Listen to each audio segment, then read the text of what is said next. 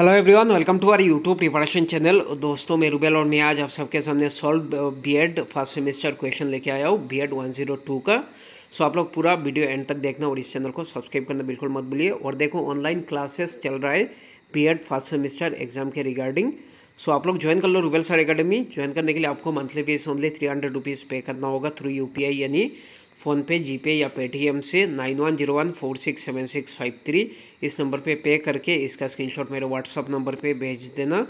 मेरा WhatsApp number है 9101467653 और इस पर मैं सब चीज़ें आपको समझाऊंगा। उसके बाद कैसे आप लोग आंसर राइटिंग प्रैक्टिस कर सकते हो और जिससे आपका मार्क्स ज़्यादा आए, इसके रिगार्डिंग मैं आप सबको बताऊँगा।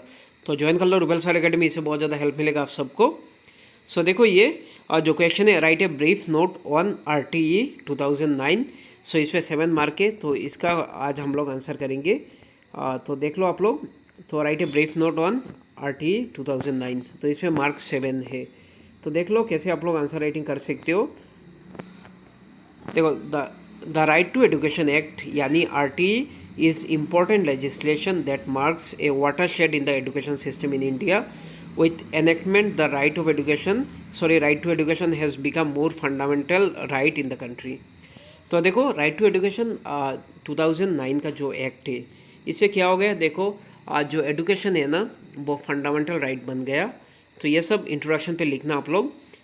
The act is completely title the right of children to free and compulsory education act. तो ये बहुत इंपॉर्टेंट है। It was passed by the Parliament in August 2009 when the act came into force in 2010. तो ये भी लिखना। उसके बाद देखो, India became one among 135 countries where education is a fundamental right of every child. तो ऐसे लिख सकते हो इंट्रोडक्शन। उसके बाद हम लोग थोड़ा सा लेजिस्लेशन का फीचर देखेंगे और फीचर लिख सकते हो आप लोग। देखो, important features of the RTE act 2009 are discussed below in brief. तो देखो, number 1, the right of free and compulsory education to children until they complete their elementary education in a school in the neighbourhood. तो मतलब कम से कम कह सकते हैं 6 से लेके 14 साल के बच्चे तक फ्री एंड कंपल्सरी एजुकेशन मिले। तो ये भी आप लोग ऐड कर सकते हो। Number 2, the act makes it clear that compulsory education implies that it is an obligation on the part of the government to ensure admission, attendance and completion of elementary education. तो ये government के ऊपर भी responsibility है of children between the age of 6 to 14 years. तो इस पे देखो, द वर्ड फ्री मतलब क्या है, indicate that no charge is payable by the child which may prevent him और her for completing such education. तो मतलब कोई भी चार्ज देना नहीं पड़ेगा जिससे मतलब वो लोग आउट ऑफ द स्कूल हो जाए। नंबर 3 पॉइंट देख लो, the act provide for the admission of non admitted child to a class of his और हर अप्रोप्रिएट एज। अगर कोई मतलब स्टूडेंट या कोई बच्चे मतलब जिन्होंने एडमिशन नहीं लिया, लेकिन अगर मतलब नेक्स्ट मतलब कह सकते हैं 6 to 14 ईयर्स तो मैंडेटरी है, तो वो एडमिशन लेना चाहेंगे, मतलब ये लेना ही पड़ेगा। तो उनके एज के अनुसार उनको मतलब उसी अप्रोप्रिएट क्लास पे देना होगा।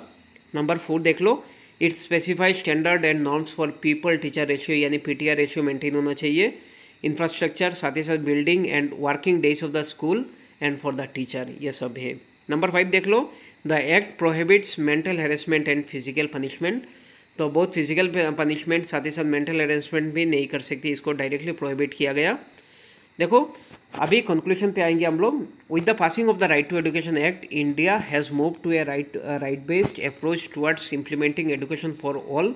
This act casts a legal obligation on the state and central government to execute the fundamental right of a child as per Article 21A of the Indian Constitution.